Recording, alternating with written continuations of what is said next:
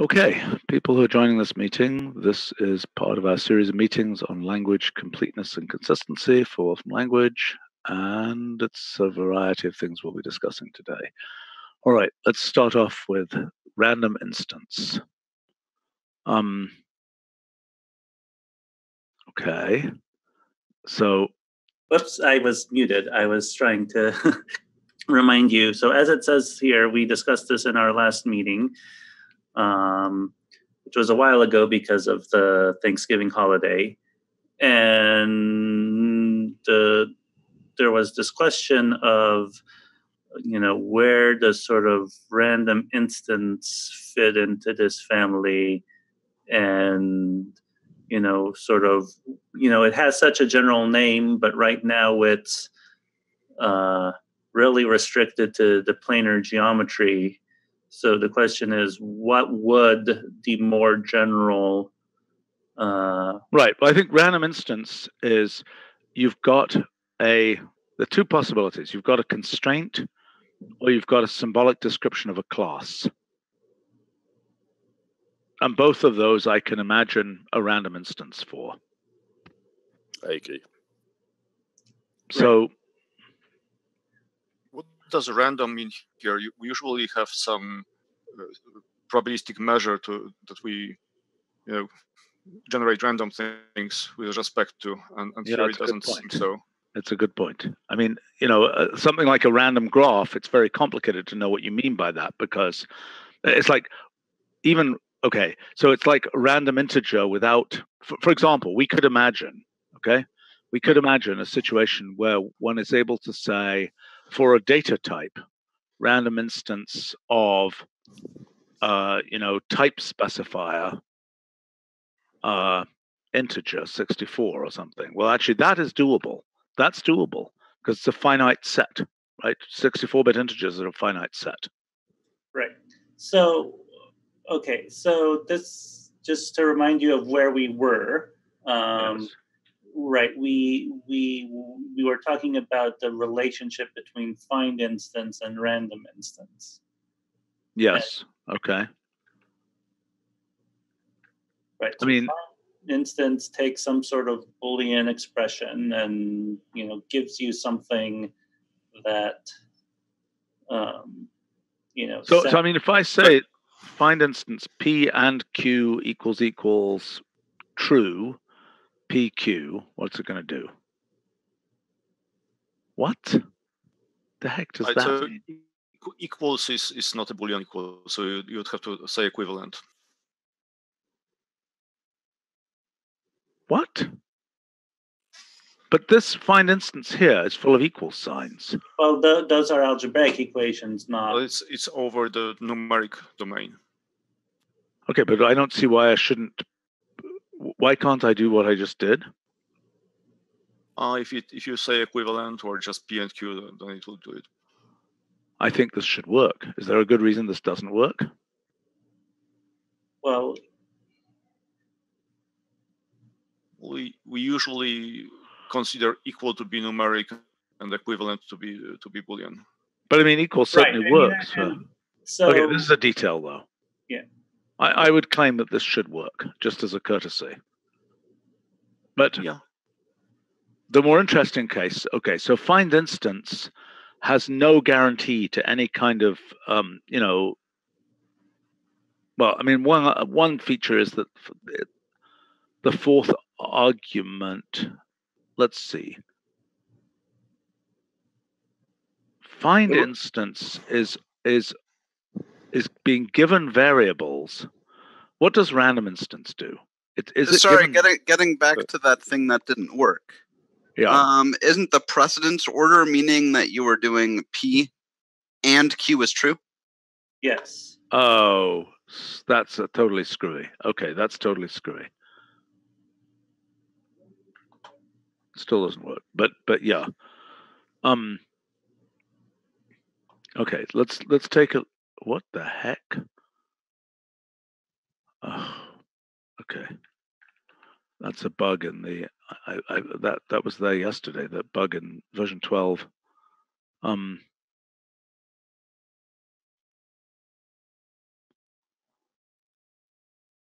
okay, random instance. And then it finds n instances. Now notice that in find instance, you're having to explicitly give settings for variables, right? In other words, in this case, you're returning settings for variables, whereas random instance is just taking the object and finding an instance of that object. Right, but the difference is that the only thing that random instance currently understands has its own variable declaration. Oh, I see. So, I don't think that's, I mean, Ian can correct me if I'm wrong, but unless well, I guess it'll work. It'll just give you the same thing if all the variables have values. Is that true? So if I give that geometric scene, and then I say random instance of that geometric scene, it will fill in A, B, and C for you. Right. Right. Now, if you take that that output and call random instance on that, presumably that will work, but will give you the same object because it's already been, all the variables have been filled in. Right. Is that the right behavior? Yes, this is intended. Okay. You can also fill in some of the variables and it'll work. So this should work. So I have a question. Why is it the case that for algebraic variables that we don't need this kind of fully encapsulated form, or it isn't useful? Would it be useful? Because we are typically interested in the variables, not in the object, which will be trivially a set of truths. I see what you're saying. So explain to me from first principles, so to speak, why that's different from geometry. In other words, in geometry, we don't care about... explain. Well, one thing is for geometry, some of our variables refer to points, which are vectors, and some refer to scalars. So we need to differentiate that somehow. Yeah, but that seems kind of trivial. Yes, but we have vector and scalar variables in other places.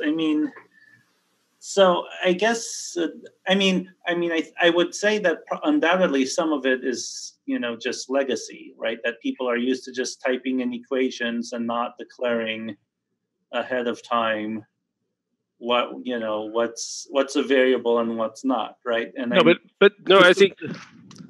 I think that it is legacy, but legacy from the 17th and 18th century, that we are used to solve equation rather than seeing equation as an abstract representation of an ideal and considering the ideal. That's nothing what we typically do in real life.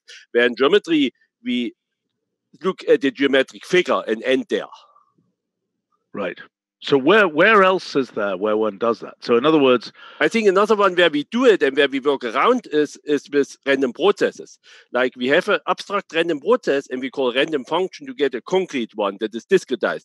But one could also imagine that a random process would be instantiated to a concrete random path and stays. So let's say we say this. I don't even know if that's right. Then we say, how do we get a random instance of this? So a random function of, I believe. Whoops.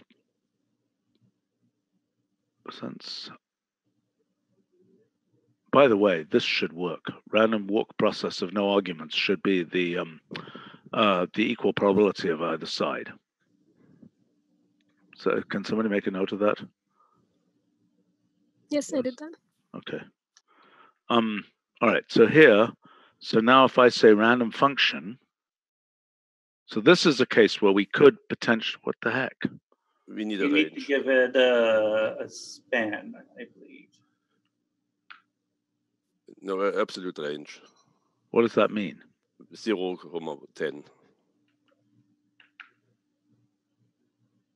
Okay. So this goes out kind of. It's no longer. How do I do this? Do I then say date list plot or something? That's just totally weird. How do I get the plot of this? What do you mean the plot of that?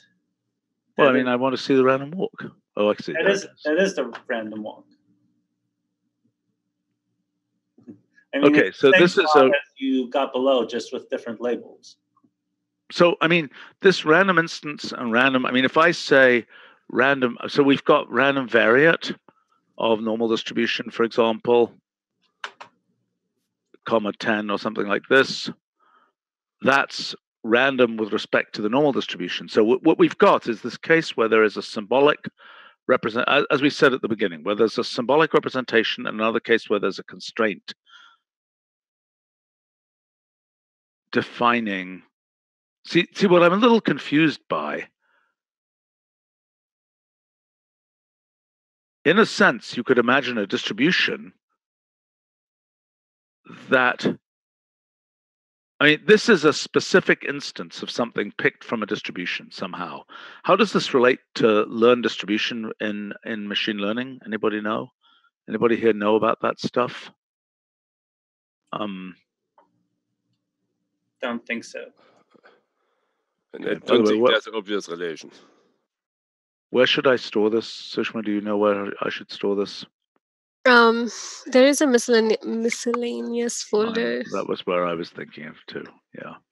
Okay, so let's call this random instance. Okay, so in the machine learning case, I could say learn distribution. Let's do an example here. Web image search, favorite animal, ostrich.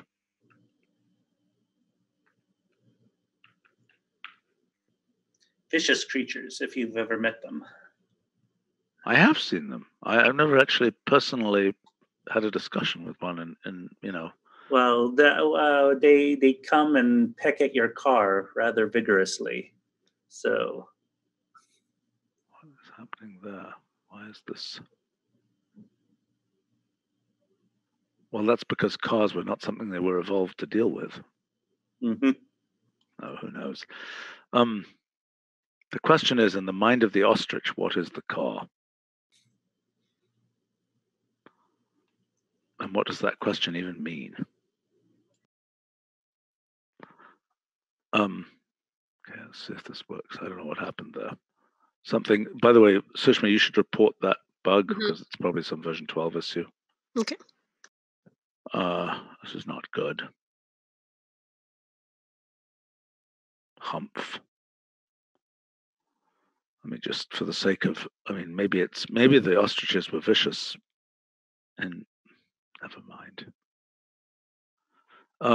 Okay, so what I want to get here is a learned distribution, because again, I think that's going to be another symbolic representation of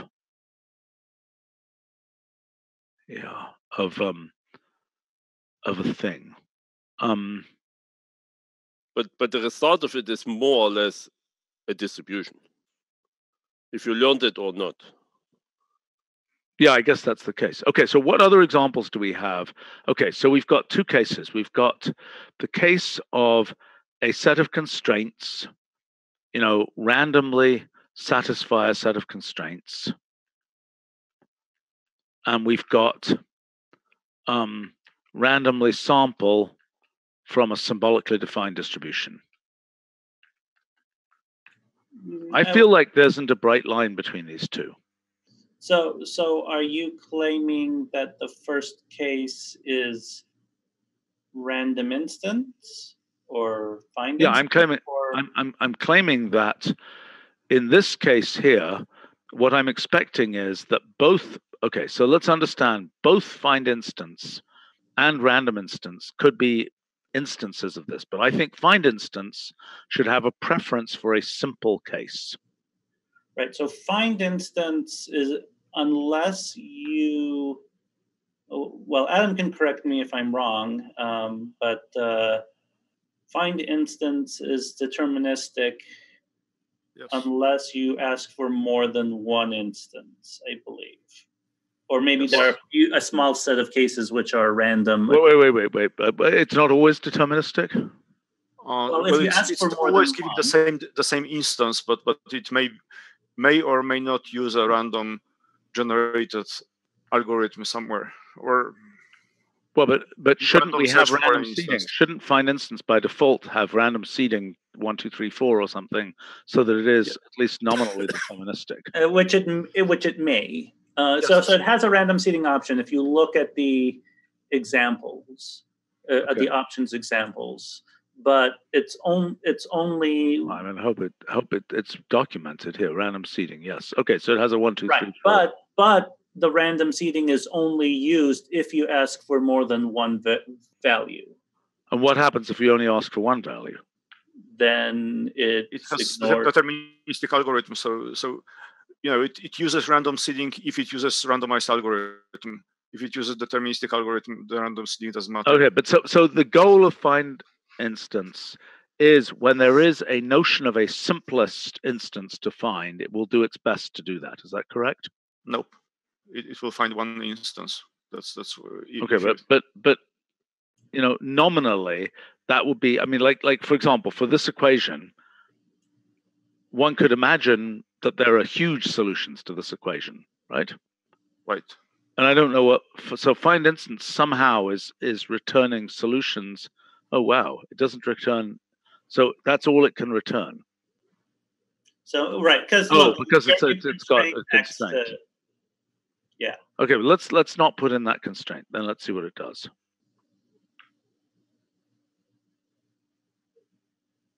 Great, it hangs. What's it doing? Well, maybe we should try a smaller case. It probably gets some really large solutions. Okay, I am officially confused. So I can tell you exactly what it does. So it gets the symbolic representation of whole solution, and then it randomly generates the integers that appear in the solution from some pre-selected upper bound for the random integer. But since in this particular case the integers appear in exponents, you will get pretty large solutions. So if they were chosen to be random integers from between 0 and 1000, and they were in exponents, then your solution. Why are they in exponents? Because that's the general solution. If you just do reduce of it. Oh, I see. It's a Pell equation of some kind. Pell equation, yeah. Okay. But so if I were to make this like an elliptic curve type jiggy thing, that's disappointing. Okay. Right. That they pretty quickly become unsolvable.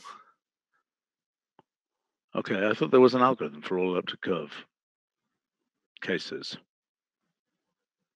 Nope, we have Pell equation cases, so you will have to have a homogeneous equation there. I understand, but I'm just saying I thought that in the world that elliptic curves had been solved. Yes, it has been. Yes, and isn't the system that we're using for doing crypto stuff? Isn't it? Oh, I see. That's the generation. Well, does that contain? I mean, that contains finding a random point on an elliptic curve, right? The libraries we're using for cryptography.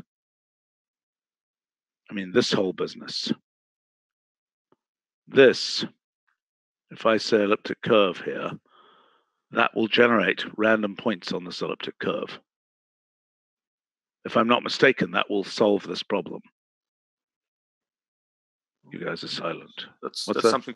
Well, I mean, I know that generically, yes, it's doing that, but whether that's, how it does it or how general a class of elliptic curves it can deal with, I don't know. I thought it doesn't do this. I thought it does it under additional constraints for the prefactors of x squared and y3. They are not arbitrary. Okay. Well, you could ask Daria, who's been working on this part of the cryptography system. Somebody could ask her. Maybe Adam, you could ask her. Okay. Mm-hmm. Okay. Okay. So, but what we imagine, I mean, if we said random instance, I mean, I would feel quite uncomfortable having random instance, being able to say something like random instance of that. I mean, we could do this, but I think this is pretty weird. I mean, and the criterion would be that find instance would try to find the simple one, and random instance would go out into the wild world and try and find an arbitrary one, whatever that means for integers.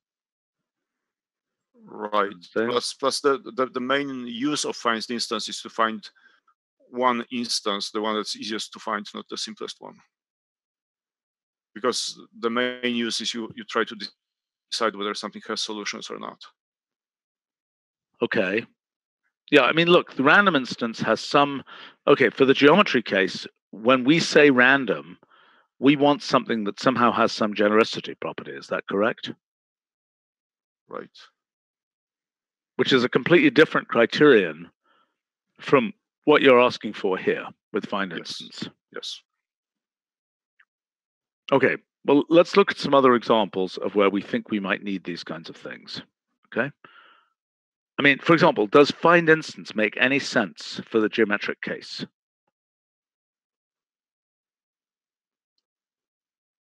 If you're only interested, say, in some of the variables, in principle, yes. I wouldn't know why you would be, but well, you're suggesting that you would tell that in the case of find instance that you would be giving variables and then it would extract, it would return to you. So the case that you would then be imagining is in the geometric case, you would be saying something like here. I mean, so if I were to take okay, so I've got this. Now let's say I want to extract the value of a variable from here. right. Wait a minute. Why does okay? So random instance really is random, as in this. It's independently seeded every time. Yeah. Correct. Right. Well, what is is it inherited or is it automatic, or have you not implemented random seeding? It's implemented. It's automatic currently. Right. So And what does that do? It shouldn't be inherited rather than automatic. Well, I think there's a discussion that it should be none. Basically, what it does is if you don't use the random seeding option, it goes to it advances to a find minimum call, and the seedings for find minimum are given using random real.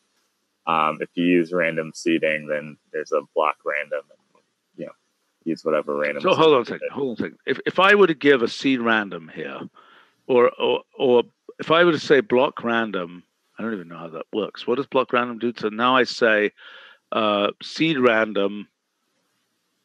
First thing would be seed random of something, and then every time I run this, okay, I don't understand that. Why did that not give the same result?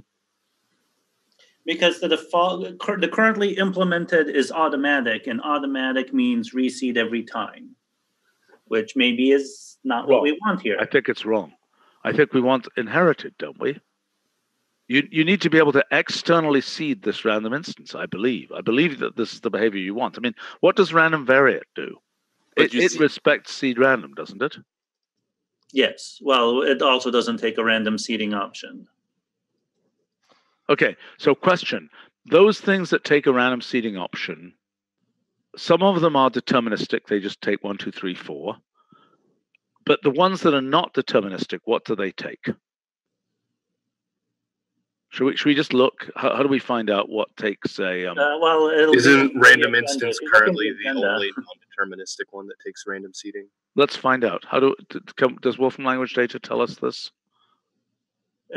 Stephen, if you just look at the agenda, I have a categorization. Oh, okay. So things that use randomness will be, so that'll tell you which ones take them. It won't necessarily tell you what the default is. So you'll need to map options of pound comma random seeding across that result there.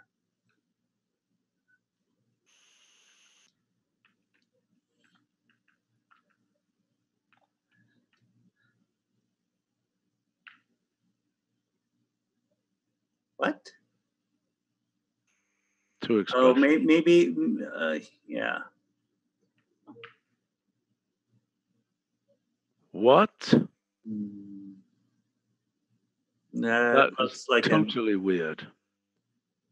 Yeah. I think this is a sick build. Let's try this one here.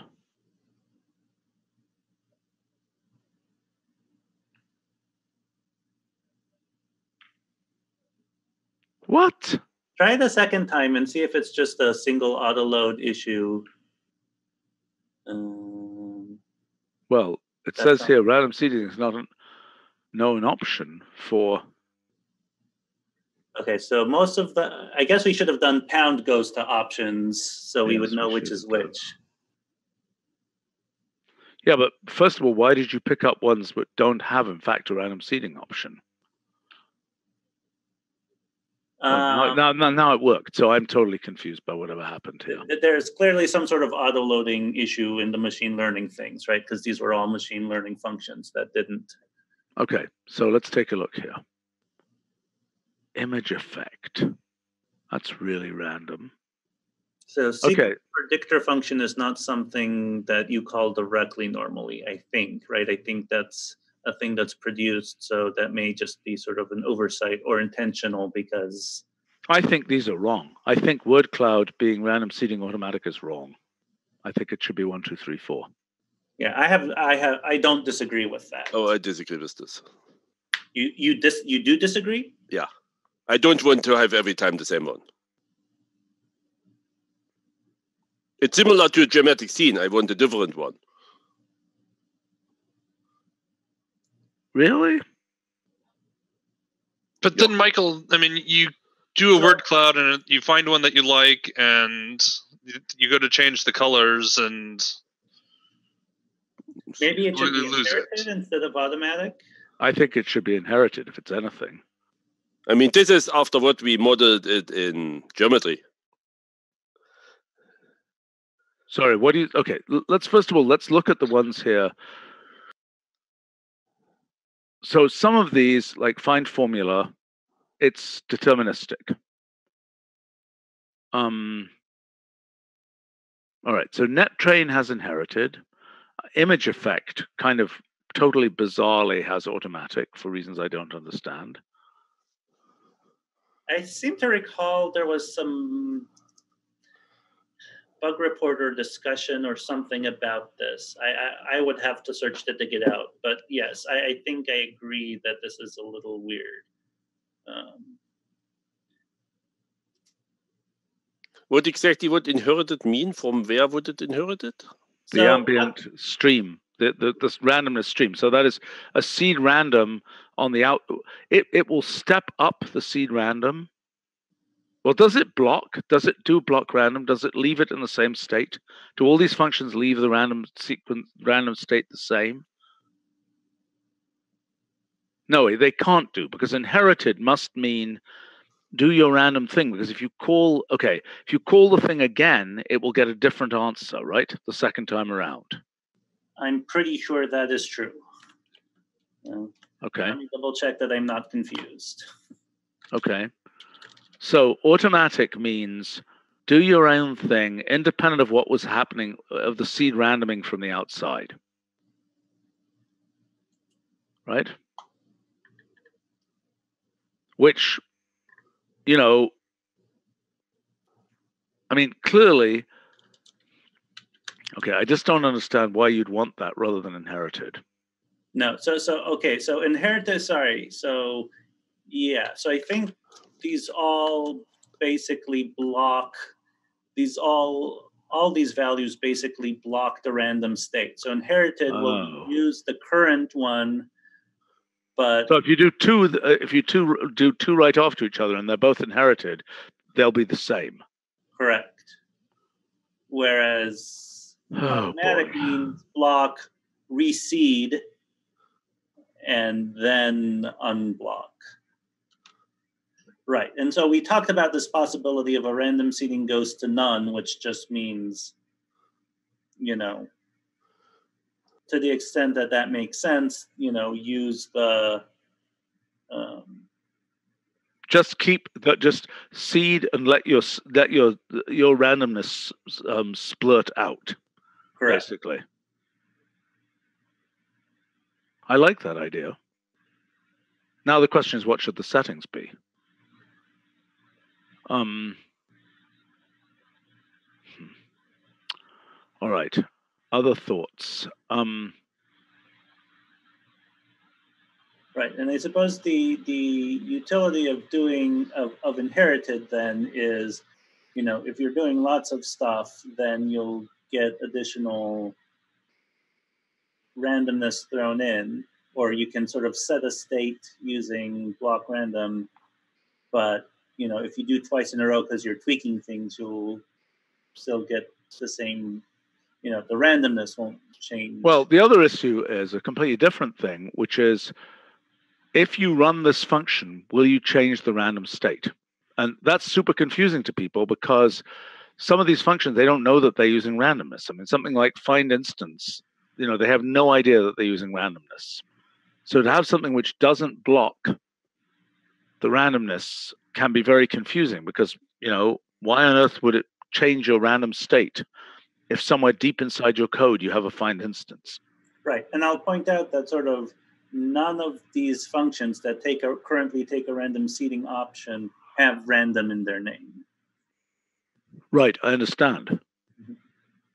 Which argues again that argues against, okay.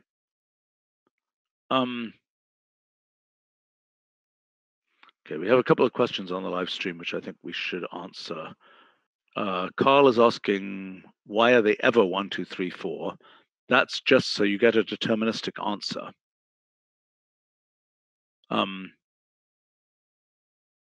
That is independent of the state of your random number generator, so that every time you run this function, you'll get the same answer. He's asking about random geoposition. Does random geoposition work?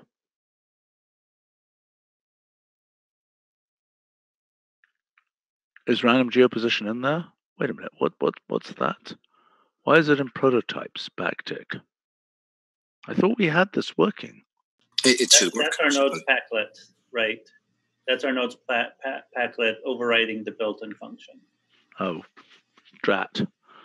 Okay, so somebody needs to report that bug, and there's a lot of brokenness here. But okay, so basically, but the system bundle geoposition. It's the fact that you have installed our nodes prototypes packlet, right? I mean, this won't affect the generic install of Wolfram Desktop for Mathematica. Yeah. Okay. Okay. Yeah. So that works. It's beautiful. Okay. All right. So back to this again. So random geoposition, for example, doesn't take. Yes. So any function that has random in its name, you can block random it. Yes, but if you don't do that, so for example, random instance should really have random seeding goes to none, because it's essentially a pass-through user of the random state. Mm-hmm. Yeah, I agree. Okay.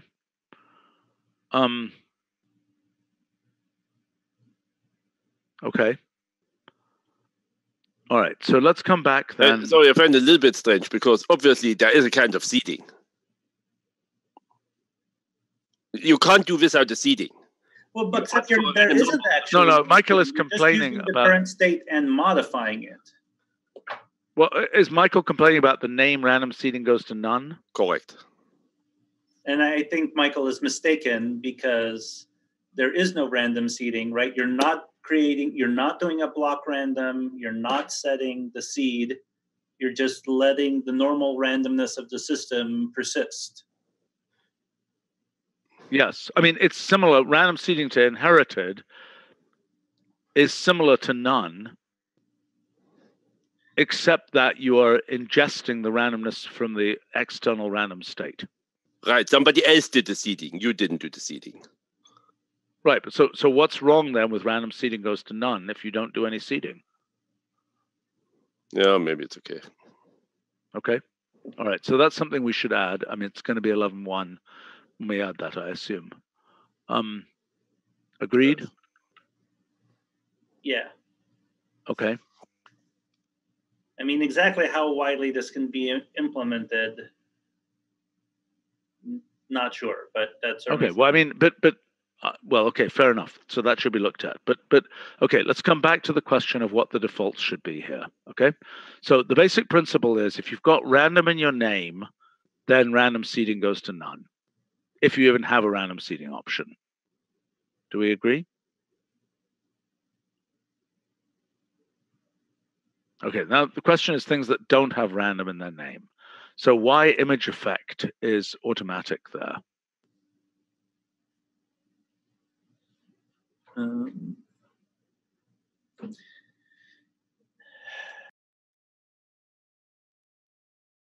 Well, I think we might have to ask Shoddy and so on. I like I said, I have some recollection of this being discussed somewhere, but I don't. It was long enough ago that I don't remember the details, and we'll need to ask T-image process. Right. That's totally weird. So our node is saying that his he's got random delete, random position, random Roman numeral, random Wikipedia data. Those are wonderful. Our node, you should put them in the function repository.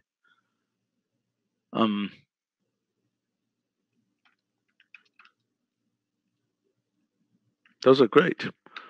That is interesting. Random position is interesting because it'll go and find a random position in an expression, presumably. Random Roman numeral is a little weird. I mean, okay. Okay, so I want to come back again. We don't know for image effect. For image restyle, okay, that's seeded. I suspect image effect wants to be a 1, 2, 3, 4 seeding as well.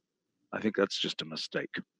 And sequence predictor function, I cannot imagine that it wants to be automatic. I think that's probably just an oversight because you would normally create a sequence predictor function from sequence predict, and it just, you know, would. Yeah, okay. So whatever. Fine. So we'll investigate that.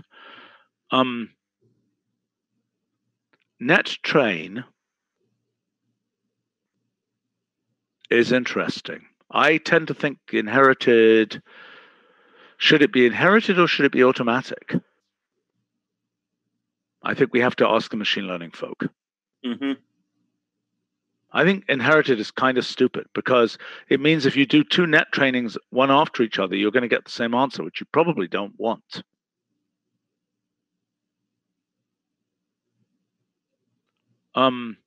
Okay, word cloud. What do we have to say about word cloud? So right now, if we say, you know, something like Wikipedia data of an ostrich, and we say word cloud of that. Let's hope this version isn't too broken.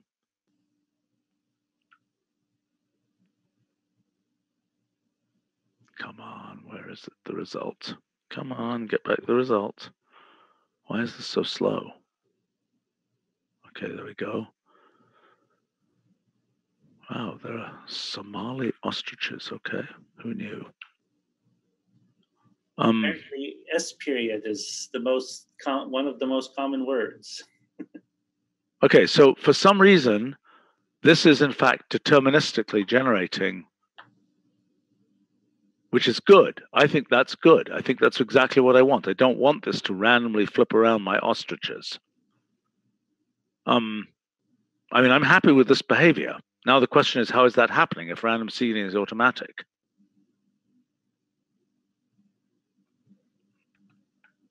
Brett, do you want to comment on this?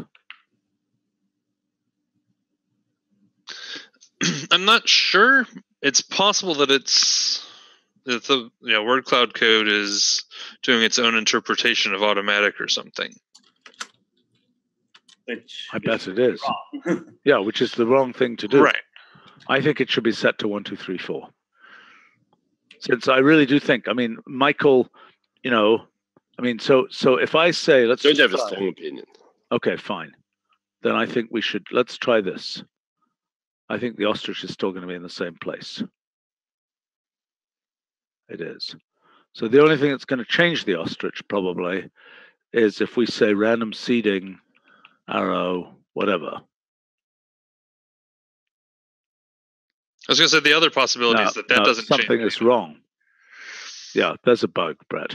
Maybe it just I'll take a look at it. Algorithm. What's that? Maybe it just uses deterministic algorithm to produce this. Well, that's an interesting possibility as well. Yes. Brett, do you know? I don't know off the top of my head. If you'll recall, the word cloud was originally done by Shoddy's team. So yes, I know.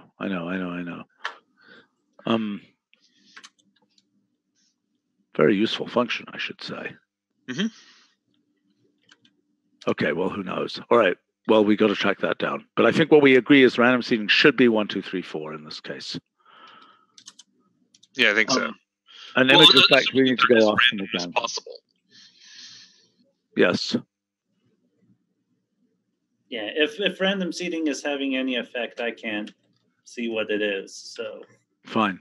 Actually, Carl on our live stream usefully points out that predict and classify should have a similar random seeding option, which they, whatever is the case for, well, whatever is the case for NetTrain, predict and classify should do the same thing. So, okay, that's a separate discussion for yeah.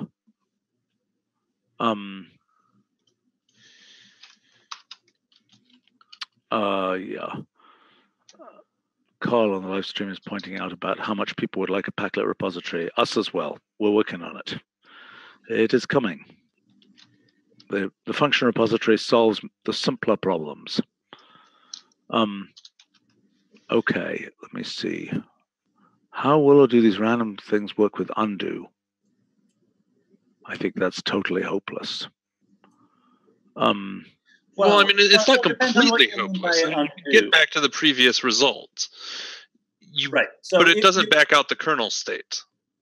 Exactly. Yeah, I understand, but you can't back out. I mean, it's not the case that you can unwind the randomness stack, so to speak. There's no once randomness has moved on. Right. But what's true is you can undo and then you can do redo if you want to restore what you undid. But if you reevaluate, then obviously you'll get something different unless, there was a block random random seeding. Okay, so let's go back to the original question here, okay? So we are talking about, random instance. Okay, so the question is, okay, great, there's that. Yeah, so we ignored that. That's just an implementation detail that needs to be worked on, the problem one, so just ignore it. We discussed it last time. What is this? And also we've got the issue in a database lookup, in an external relational database lookup of how you deal with randomness there. But what is the issue here? The issue here is that we need some way for the random state of the client to set random state in the server, which I think we have, but maybe we then have the additional problem of, well, if this involves a database lookup, then what does this mean and how do we... So what is your claim here? Your claim here is that you would expect... I would expect if I'm calling block random of something called random entity, then I would get the same one each 10 times in a row because I put a block random around it. I see. Just like if I put a block random around random integer of 0 to 1,000,000, I would get the same integer 10 times in a row. Yeah, we have an open pull request to get random entity and so on to, at least on the alpha server, to support random seeding. The problem is there's an issue and one of the developers just hasn't had time to deal with it, with getting it to work with surf packlets. And so it's one of these cases where the perfect is becoming the enemy of the good because it wouldn't work for all things. It would just work for a lot of things. Right, and that's basically this external database lookup, right? Unless I misunderstand what the surf... Yeah, but it's not even that. It's a particular it's the semantic relation. It's a particular It's a particular implementation for so it only is relevant for some entity types and not for all entity types. Right. But so without loss of efficiency, you can get this to work correctly. Is that what you're telling me? Yes. Okay. So because the folks dealing with relational databases seem concerned that there isn't a way to do that. If you've got a relational database with 100,000 entries, picking a random entry apparently is not a typical operation on the database server. But we yes, that's absolutely true. But I suspect, not having been in meetings with them for a long time, that the difference between us and them is we have control over the schema, and they're trying to interact with an arbitrary provided database. And so we designed the schema in order, or actually, I should say, we redesigned the schema in order to make random lookups efficient. Okay. I'm surprised that they can't just, well, I don't know how the keying works and the indexing, that they can't just say, here's X number of entries, pick the 213th entry and so on. You can say, pick the 213th entry. The problem is, depending on the schema, it might be inefficient for the database to find the 213th entry. I see. And moreover, what's the definition of the 200? Well, yeah. What's that there might not be. As long as it has a fixed definition, it doesn't matter. If you're picking, if you're picking with uniform distribution over the entities in that database table, it doesn't matter what the definition. But right. But how do you guarantee that it's a uniform distribution? So one of the problems that we had with a previous implementation of random entity was that your random country was almost guaranteed to be South Sudan because of some weird thing with how the entity IDs were. What? You mean South Sudan got lots of entity IDs for some weird reason? The South Sudan has a unique entity ID, but the distribution of entity IDs was such that the algorithm being used would often pick South Sudan. That's crazy. Yeah. Well, that I have to say, South Sudan does seem pretty random, so I guess it lives up to its name. Well, it's a new country. That might have something to do with who knows what's happening. Yeah, Hans on the live stream is suggesting random integer and then do a select by row ID. I think that's what we're talking about, but there seems to be that's what we implemented, except that there isn't a concept of row ID, or at least that's what I was trying to explain, is that row ID isn't always well defined. Fair enough. Okay, so let's go back to what we were originally talking about here, which is where else can random instance be used? Right. And so one idea that we had last time was that basically random instance could become could be extended to perhaps be more like find instance, and then find instance, right? It's going to be the randomized version of find instance. But it wasn't entirely clear what it should return, right? Because find instance returns the assignments of the variables, and random instance returns the actual instance. Right. And then the second question is, reconciling the fact that they have different argument order structures at the moment, which. Well, okay. Let's zoom out for a minute. Things which we think might be random instanceable. Okay. And the two cases that we've talked about are things defined from a symbolically defined distribution. Okay. And other than things for which random variate would apply, I don't understand what we can do with random instance that's different from random variate. For instance, we have something where no distribution can exist. For instance, assume we would have a symbolic representation of all C1 functions. There's no probability measure on C1, yet obviously there are many functions that are C1. Why isn't there a probability measure? Well, there exists a probability measure on C1 functions. It may not be interesting or useful, but Okay, right, good. There's no reasonable one. Okay, so let's pick another example. Let's say Turing machines. Okay, there isn't a useful distribution. So, I mean, we could imagine random instance. I don't really know how we represent. Okay, so rational numbers would be the easiest example. Okay. All right, but we don't have a good way, of rationals. We do have a notion of rationals. Okay. Random instance of rationals, 100. Okay, so the main issue with this is, it's like, what is a random integer in an unbounded collection of integers? What is it? Who knows? I mean, right. We don't have it. That's why I'm saying we don't have a distribution. We don't have a measure. So what would we do in this case? Random instance of a rational. What would we expect to do? Is there anything reasonable to do in this case? Okay, let's talk about why the geometry case works for random instance. The answer is implicitly, although you could imagine something where you have that triangle is arbitrarily, exotically long, or maybe you can't even imagine that. Okay, if I say random instance of just a line between random instance of 2 points, what's it going to do? Maybe we should try it and see. Random points.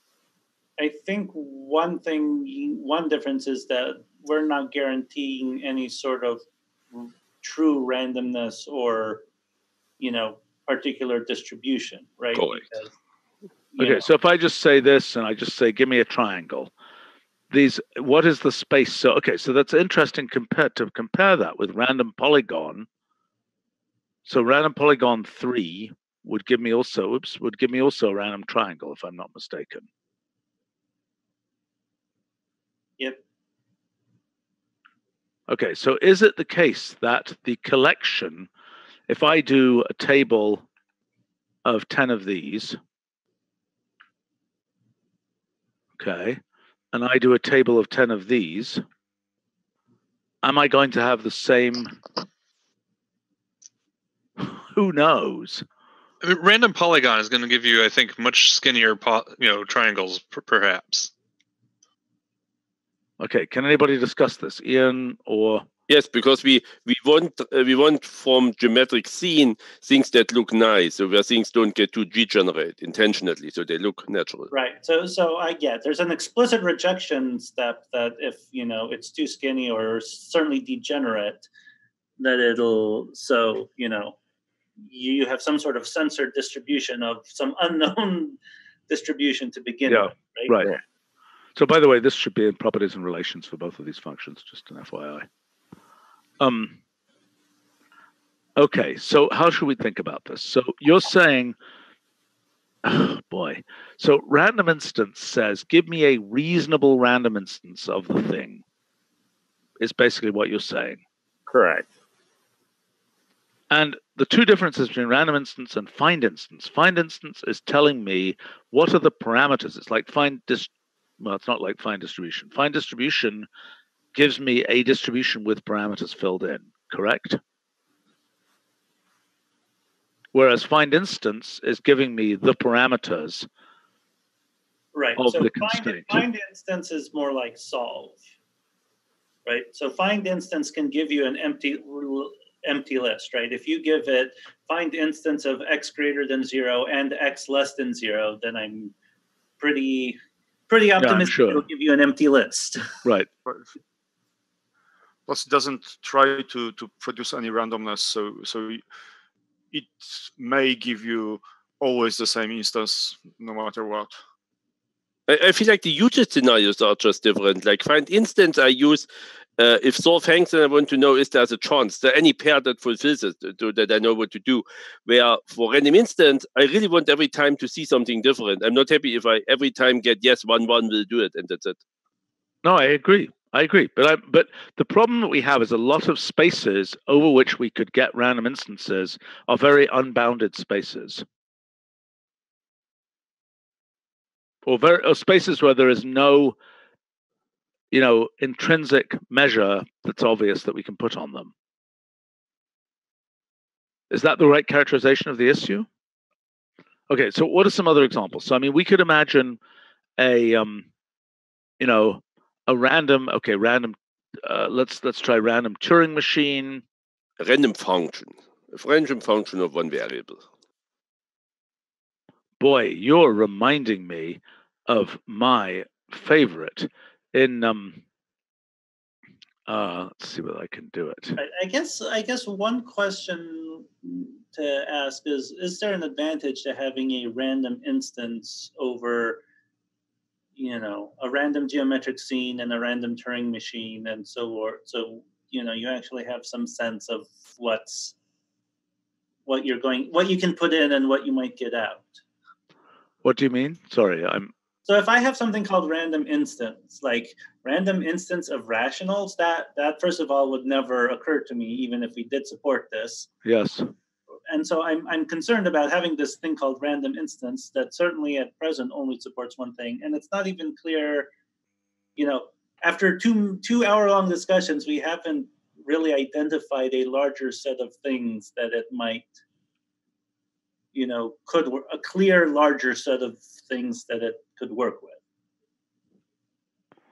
Right, because I don't think you can put in a random, an arbitrary expression in random. I was just looking for.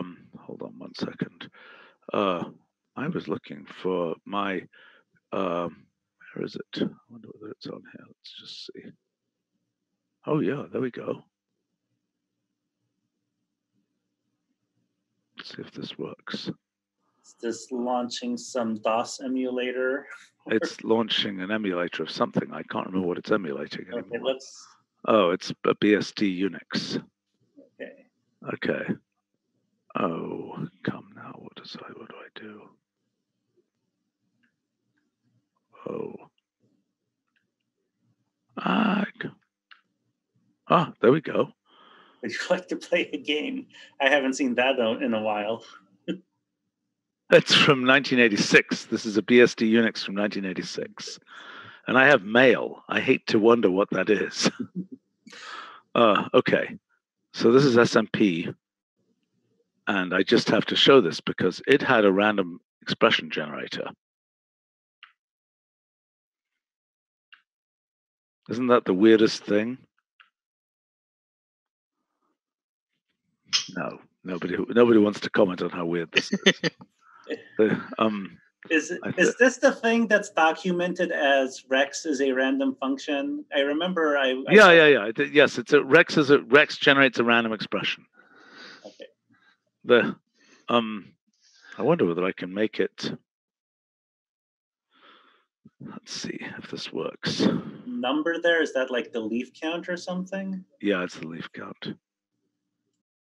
I think if I try and ask for help, it will crash. Gosh, I don't remember how this works. That is a bad sign. Oh, there we go. Okay, so this is probably, if I say this, and this is something totally horrifying because it, oh my gosh, that's weird. That's some kind of part extractor on a part of an expression that doesn't exist. I'm surprised it did that. But okay, well, that comes back to Arnold's random position. Yeah, I know. Okay, so this is in the category of probably not very useful objects. But yes, I mean, the notion of a random expression. Yeah, I mean, what this was for originally was partly entertainment and partly testing. I would just say the random composition of analytic functions is a total sensible operation.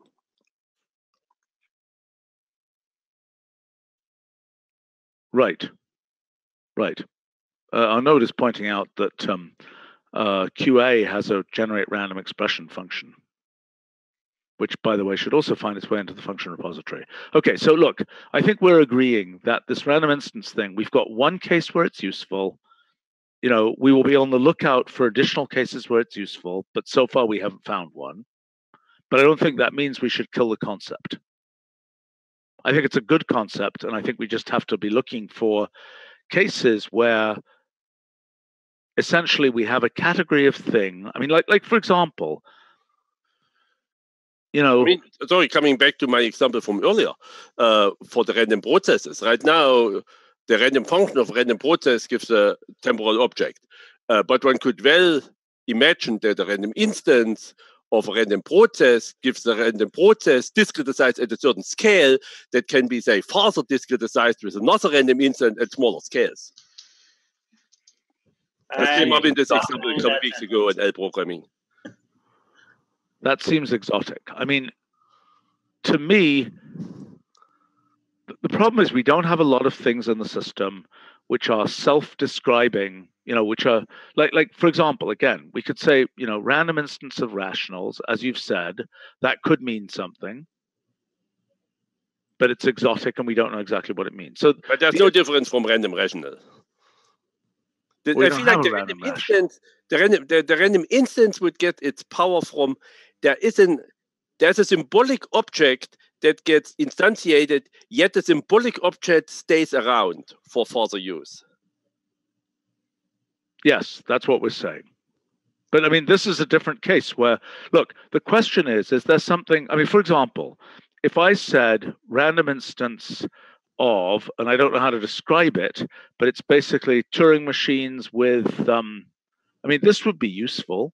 Turing machines with, 2 states and 3 colors, right? There are, whatever it is, 500,000 of those. And you could imagine, just give me a random one. If we had a description, an abstract description of that. I mean, what we would be doing there, let's take Cellular Automata, for example.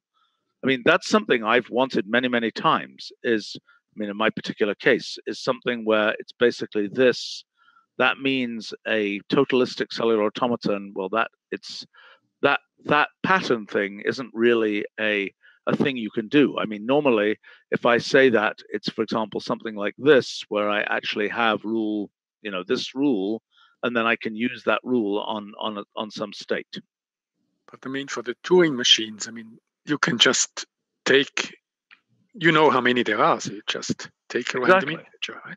Exactly. Although it's a little bit non-trivial, yes, but converting that integer, the point is a Turing machine has a state description that isn't just an integer. Well, I mean, our Turing machine function can take an integer, but even knowing how many integers there are for this case isn't trivial. You actually have to kind of look that up in a table or compute it. I mean, I think there is a role. The problem is that we don't have, look, random instance could take type descriptors, right? It could take a type specifier here. And if that type specifier, I mean, again, I don't know what on earth this means. I think this is a mess. I think this concept is interesting, but a mess. And I propose that what we do is leave what we have for geometry, find instance, and simply be on the lookout in the future for other places where random instance can be used. That would be my proposal. I think that makes sense. There. Although with the possibility that we might kill it in the future if nothing presents itself. How long will we wait? Yeah. All right. Okay. All right. Sounds reasonable. Okay. So then with respect to this randomness stuff, that is the discussion that we needed to have for randomness, correct? Yes. Okay. And we've got some action items from the random seeding stuff and so on. Yep. Let's see if we can very quickly handle some of these other things here. This may be this completely different topic area. I do need to go imminently, but let's try and talk about this remote file thing in case we can get this handled quickly. Okay, so the issue is what we'd really like is URL with an authentication. Is that a true statement? Yes, because the authentication should travel with the URL. I mean, it's not something that belongs to the function that uses the URL. What is the meaning of remote file in general? Well, its only purpose is to be a wrapper to attach the authentication to the URL in those functions that use SSH-based access like SFTP and SCP. It's meant to be like HTTP request, where it just kind of represents a remote file or a file on a remote machine that you could connect to with the information from the URL and the authentication. Well, okay. So wait a minute. So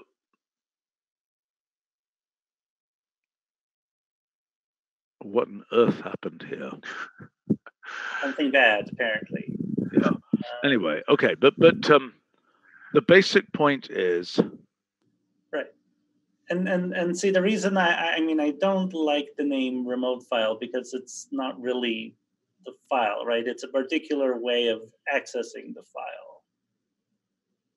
Look, I think nobody likes remote file. I think what we really want is an authentication for URLs, and the question is whether that's going to cause a lot of trouble.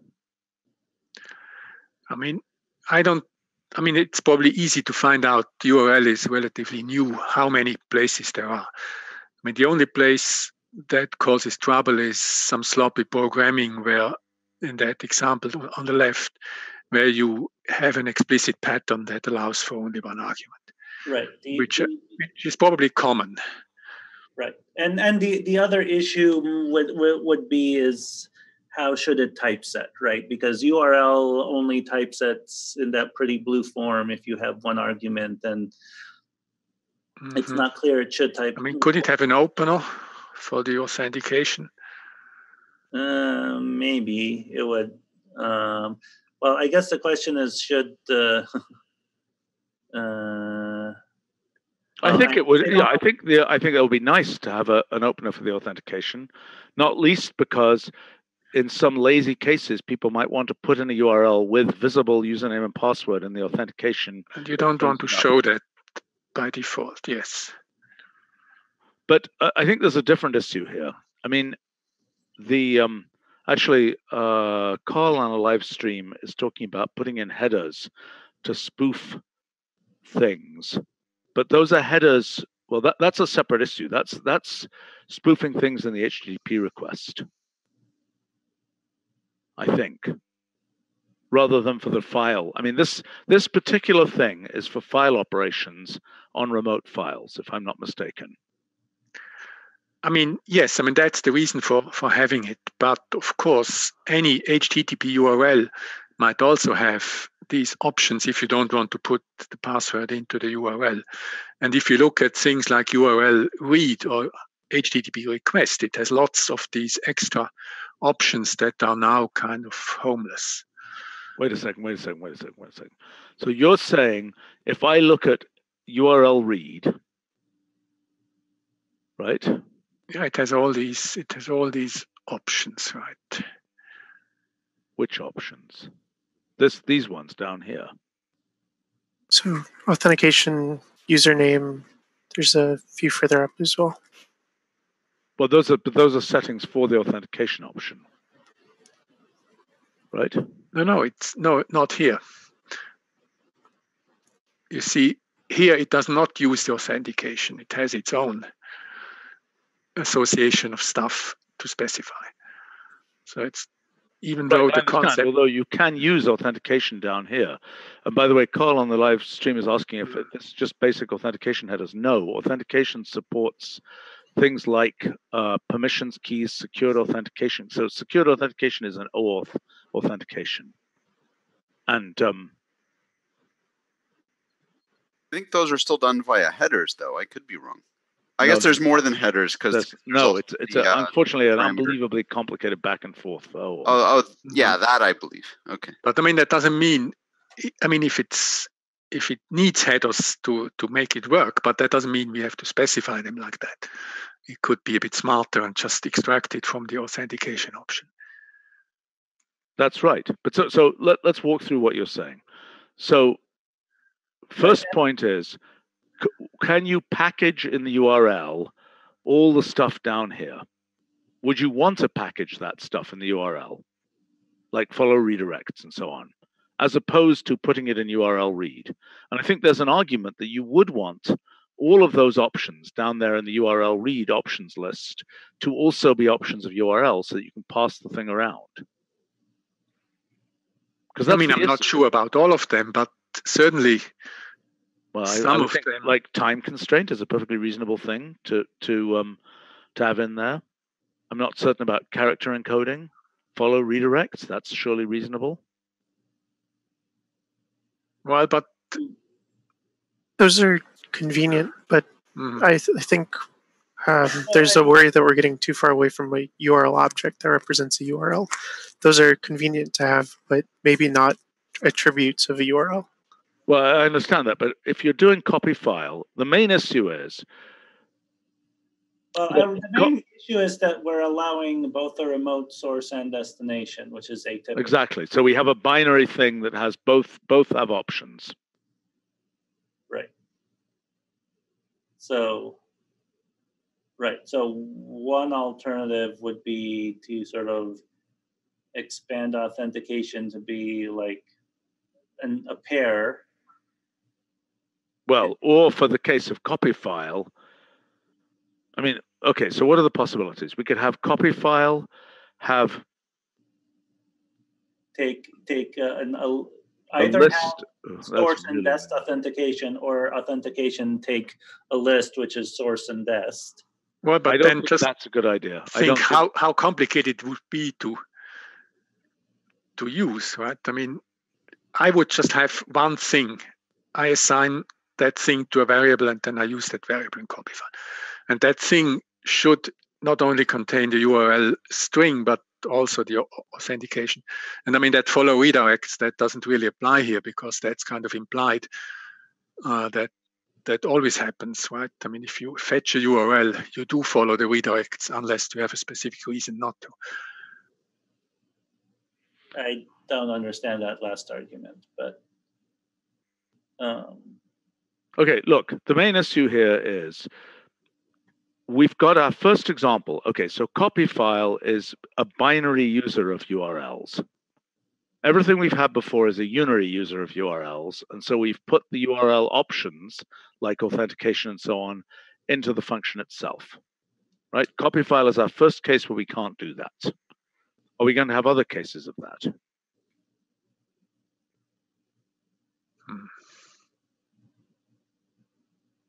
And the way we're dealing with copy file, so I take Roman's point that we want a single object that can represent a file in some place with its various authentication, stuff around it.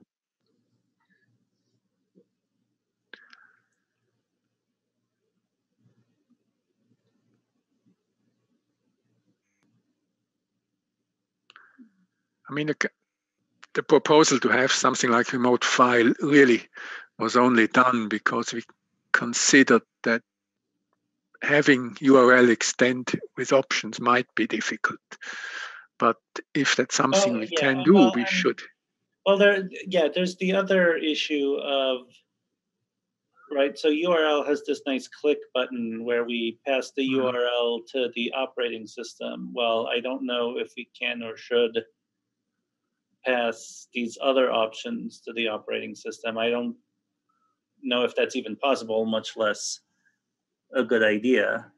No, I mean, generally these URLs which are not as HTTP URLs or FTP or so do not have a standard operating system program to open them. I have to go, guys. By the way, comments, the various comments on the live stream, Brian, about random instance containing distributions. The problem is cases where there isn't a distribution, like the rationals and so on. And okay, back to this. Look, I think for version 12, we're going to have to go with remote file as an experimental function. I don't like it very much. I think we'd be better off packing stuff in the URLs. I think we should do a study of whether there's a problem in packing stuff in the URLs, and that's where we should go. Yeah, and I mean, if we don't want to delay 12.0, then we shouldn't mess with URL right now. We cannot mess with URL. Train has left the station. We're not going to mess with URL. So Garrett and I will make sure that your remote file works as intended and make it experimental, and then it will show up in the next docs meeting. Okay. I mean, it seems to have been documented here. Yeah, it's not. I mean, for example, it doesn't even have you see the red authentication option. That's clearly a bug. But right. No, I see that. Wait a minute. Well, if you're adding all those options, why not allow headers to be set directly? That is a good question. Why don't we allow in URL read? Why don't we allow the headers to be set? Because we do. Because we do allow them to be set. Right. No, that is the headers received, but we must have something to set headers, right? Yes, we can set headers. Oh, in the HTTP to be sent. request. Here they are in the middle of your document headers. Right. So you see here we have URL and HTTP, and then we have HTTP requests for things which are specifically HTTP requests. I guess. So a comment from Carl here is, what about FTP, for example, instead of HTTP? See, we still want authentication for an FTP URL. Yeah, FTP is simple because it only allows username and password, and so that can go into the URL. I could be misremembering, but I thought that URL read supported FTP. Yes. The question is for SSH-based schemes which have more secure and more convenient ways of authentication, like keys and SSH agents. But what about, so SFTP would be an example of such? Yes. That's part of the SSH family. Okay, but so my question is, so 2 points here. First of all, Carl is saying, shouldn't we allow in authentication, or maybe not even in authentication, just in this collection of things that we provide here, that we have a thing that is called something like, in addition to authentication, that we allow people to directly set HTTP headers, just as a convenience? Again, we do. I don't agree. I mean. Okay, so we do, because you can set up the HTTP requests to be whatever you want. Right. Okay, for FTP, what's the analogous thing? For FTP, our own authentication option would do the right wrapping to insert username and password or whatever, correct? I mean, it should. Right. If you're using URL read with FTP, then yes. I guess the question is, does copy file understand FTP? Copy file handles everything that URL download handles on the source argument. So Paul on our live stream is making the point. What about upload? No. Okay, so Paul on our live stream is making the point that isn't all this authentication stuff more than just the plain URL?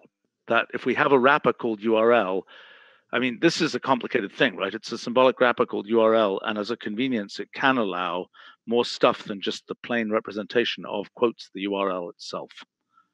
But listen, I think for this version, we really don't have a choice about what we have to do. It is not the perfectly satisfactory thing, and I think we really need to investigate, generalizing URL. But again, and I really would like to also put, well, okay. Yeah, all right, okay. Okay, although, well, I guess I've said this before, but I think remote connection would be a sort of more accurate name than remote file. But any comments from other people about that? Well, at the moment, it is remote file only. And if it's going away in the future, we shouldn't rename it before that. And we have a remote connection object, but it doesn't really have some way to specify files. What's the remote connection object? That's for the SSH, right? Right. Yeah. An open SSH connection to a remote machine. Oh, we have a remote connection object, but we don't have. Well, are you saying that this could potentially? I see. That's a stream that allows various streams to be connected. I see. Okay, well, I guess we just live with remote file for now, and either we get rid of it or we come up with a better name, or maybe I'm wrong, but I just, remote file seems wrong. Yeah, I'm not completely disagreeing with you. All right, listen, we got to go. Thanks, everybody here. Thank you to folks on the live stream. Lots of useful comments. Talk to you all soon. Bye. Bye.